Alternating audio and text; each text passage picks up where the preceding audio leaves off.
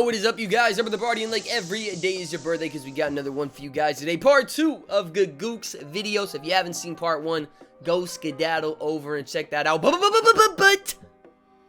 before you do, the new video for B-Day reviews is out now. Took a lot of time editing into it. We did watch the Coach Carter video.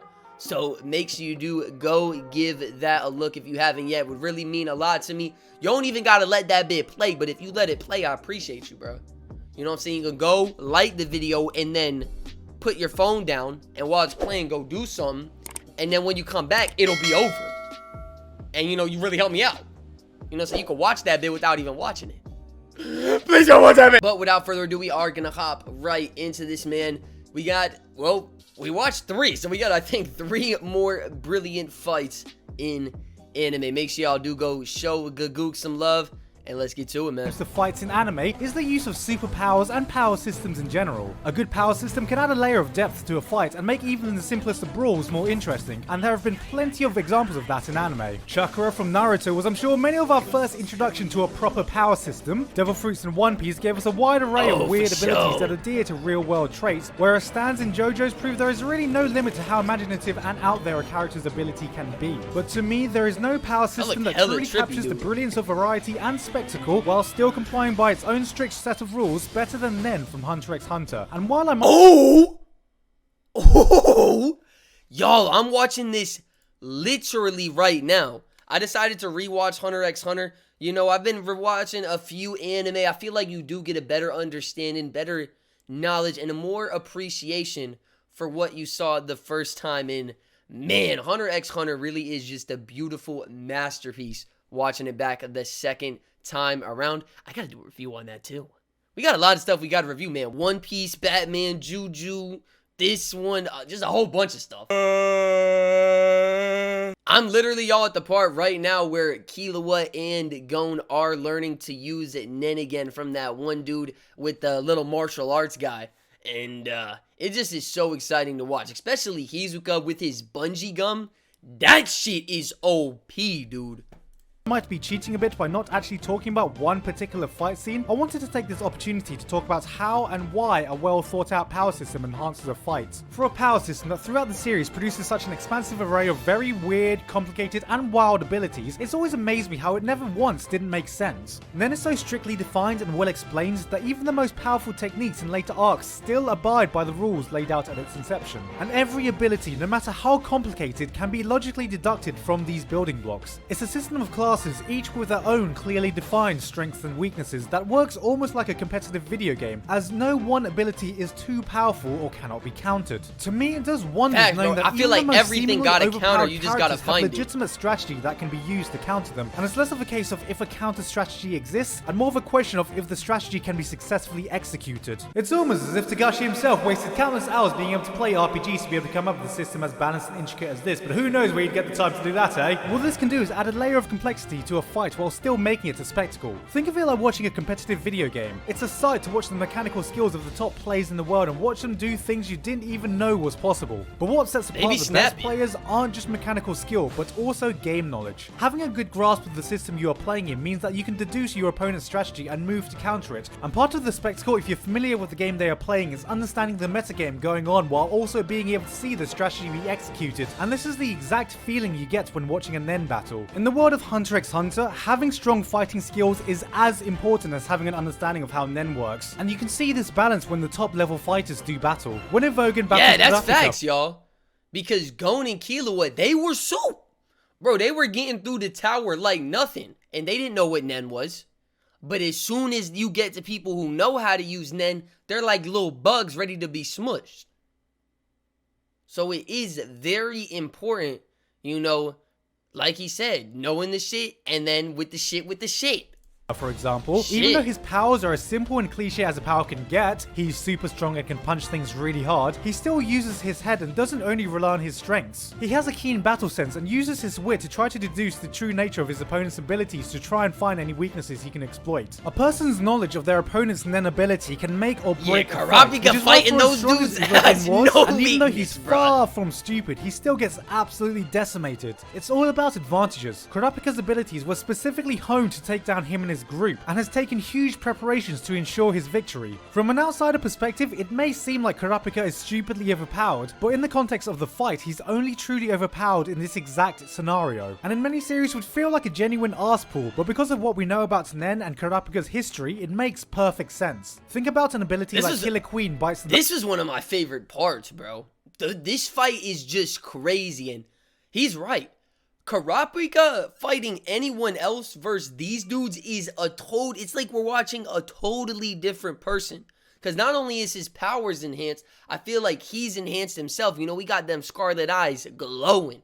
Emotions flying. Only truly overpowered in this exact scenario, and in many series would feel like a genuine arse pull, but because of what we know about Nen and Kurapika's history, it makes perfect sense. Think about an ability like Killer Queen bites the dust from Diamond is Unbreakable. It's only useful in the exact scenario it happens in, and it happens seemingly out of nowhere. It just works. But the technique Kurapika uses in this fight very much abides by the rule of Nen. He's created this ability for the sole purpose of dealing with Uvagin and his group, whom we know Kurapika has been plotting revenge against since episode 1. He does so through a very specific set of limitations, which, if found out, could be disastrously exploited. And the way it works is a masterclass in how you make an overpowered ability without technically being overpowered. This fight is just one of many that makes Nen such an interesting system to explore, so let's give Tagashi a big round of applause for coming up with such a system. Man, no, Takashi, hold these nuts!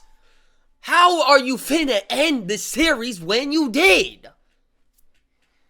Bro, I've never loved this series and hated it so much at the same time, bro. Y'all know this. I've said it every time I see stuff with Hunter x Hunter because it kills me.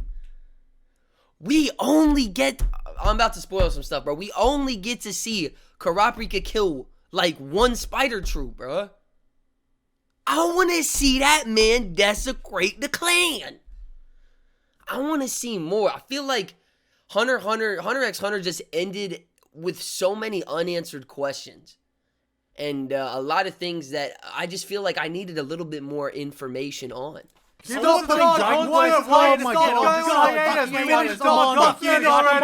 Oh, you know, we can just do that. Let's just calm down. Moving on, Mecha as a genre has always had a long history of relying on the who has the biggest gun contest of resolving conflict, and it's this that makes a lot of the best fights in Mecha fall down to the interesting tactical decisions and character interactions to make them stand out. There are surprisingly few great Mecha fights out there that operate as a battle of technology, with the specs of the machine genuinely adding to the action instead of taking away from it. Hey, remember that time when Fuck Off Energy Wings took over tactics in Code Geass? Cause I know I do! Shows like the original SDF Macross, Eureka 7, and a lot of the Universal Century Gundam, however, integrate their technology into conflict incredibly well, and a fantastic example of a battle that shows exactly how technology should be used to enhance the viewer experience would be the penultimate showdown of the Full Armor Gundam and Psycho Zaku in Gundam Thunderbolt.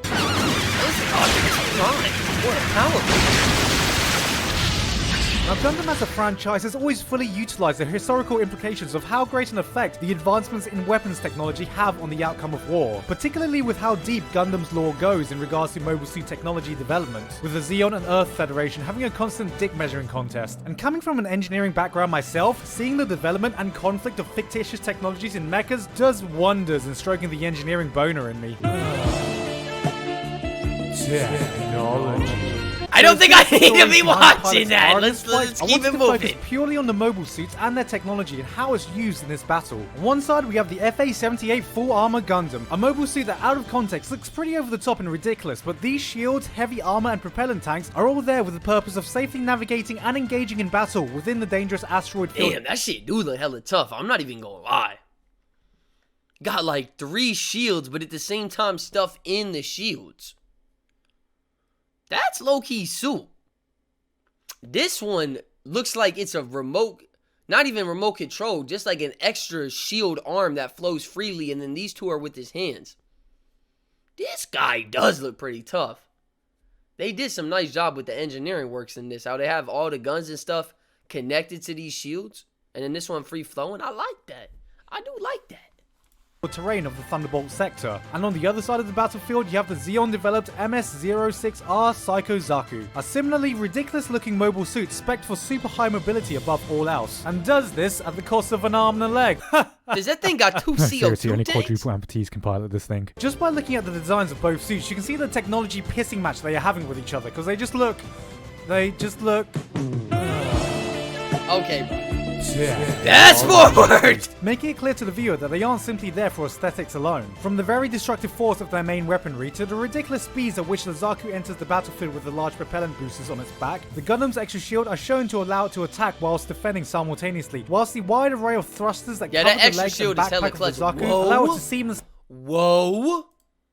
Y'all see the stars though? Wow, they did a beautiful job on the sky in this one. array of thrust. Damn, dude. Yeah, that is pretty nice. I really like the... You know, it's low-key. It's not too much. But, man, does it get the job done. That's nice. That cover the legs and backpack of the Zaku allow it to seamlessly weave and dodge around enemy fire, with the simple established fact that it's only able to deliver such precise control because of the machine's inhumane control system. One of the greatest things this battle shows is that when it comes down to mechanical design in science fiction, functionality is paramount, and as opposed to a clash of fighting styles you see in a traditional fight, it's actually a clash of design philosophy. But it also never ignores the basic principles you need to consider when in a fight, from the way the buildings are used as cover, to the full armor using the grip on its feet for a surprising turnaround, to the t-shirt that lands on the Zaku blocking visibility. It's these little details that sell the idea that even when piloting these mechanical beasts, with technology far beyond our understanding, it still takes skill and thought to win a fight, and not just, you know, fucking spamming energy beams in every conceivable direction. As the battle draws to a close, whilst technology is what made this fight stand out to me, it's the story behind the pilots that leaves such a resonating impression in the finale. With the Zaku rendered inactive, an incredible sequence of static electricity from a kiss in a flashback sequence from one of the pilots transitions into a thunderbolt that lacerates the battlefield, shocking the Zaku's circuits back into action, I've heard an electrifying kiss, but damn! Draws the battle to a close. I don't understand! Why the hell can't I beat him? Get a better robot, man. Now, Carla. Need a better gaming chair. Getting to meet you like this. That was my miracle. Big Edda Gallery. Now, aside from superpowers, samurai, and giant robots, what's the one thing that Japanese media is known for by mainstream culture? That's right, monsters. Titanic organic creatures doing battle causing the casual earthquake, which have been an iconic part of Japanese culture since Godzilla came out of the country in the 50s. But for as iconic as this is, there surprisingly isn't so many giant monster anime to choose from. Rasafon certainly takes the cake for the most emotional monster battle to ever be put on screen. The Titan fight in Attack on Titan was a literal wild and intense clash of titans. But if we're going to be talking about giant monster fights, there is one scene that still stands to this day as one of the most iconic scenes to ever come out of anime, and that is of course Asuka versus the Eva series from End of Evangelion. Ooh, Eva Lagarde.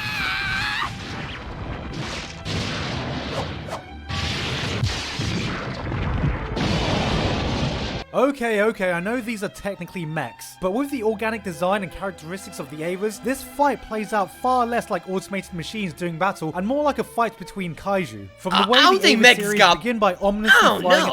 Ain't a mech a robot? Like a mechanism? I don't think mechanism's supposed to be having blood and shit.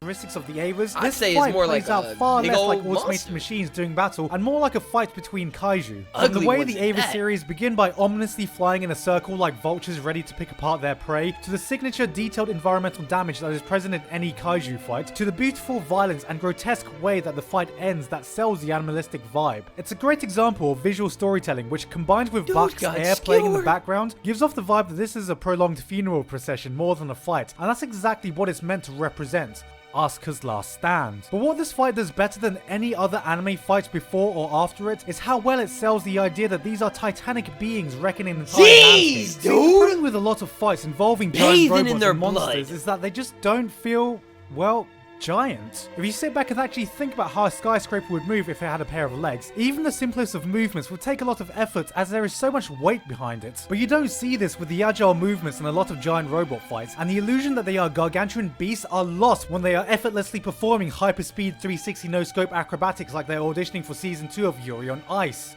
On speed. Even if it can look cool.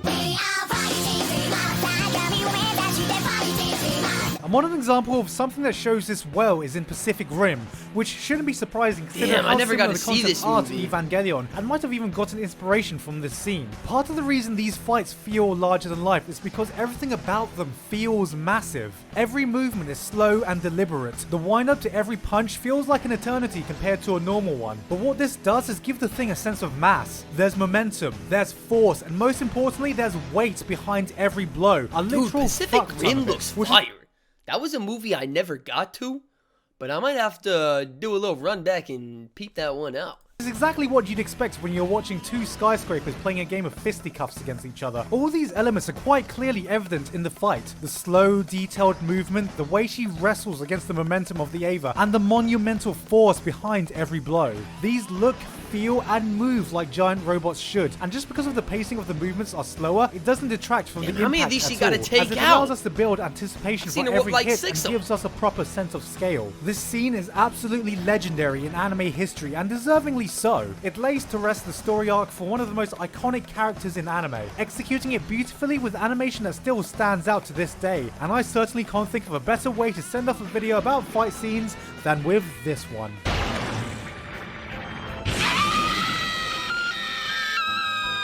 Wait a minute, what? She felt that? She got one of them hapalomactic feel suits? How the hell she feel that bitch? She had like she just got her eye poked out.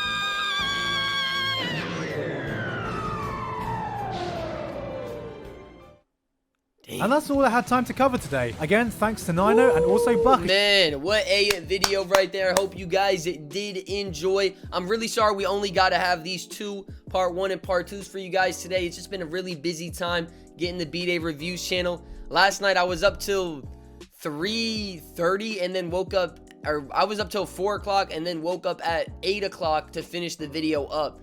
So I just have not gotten a lot of time to get around to the reactions, but we're going to be banging out a lot more. I'm probably going to react to 5 after these are posted, and then wake up tomorrow morning, react to another 3, and just give you guys a ton of content tomorrow. So make sure you do stay tuned. Go check out the B-Day's Reviews channel. Shout out to Gigguk. Let me know which one of these were y'all's favorite, man. If you didn't see part 1, make sure you check that out.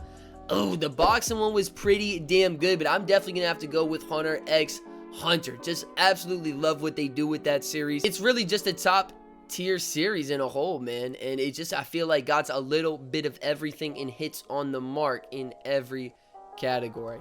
You guys have a great rest of your day, though. Y'all be easy, man. Don't be sleazy, and keep it partying like it's your birthday.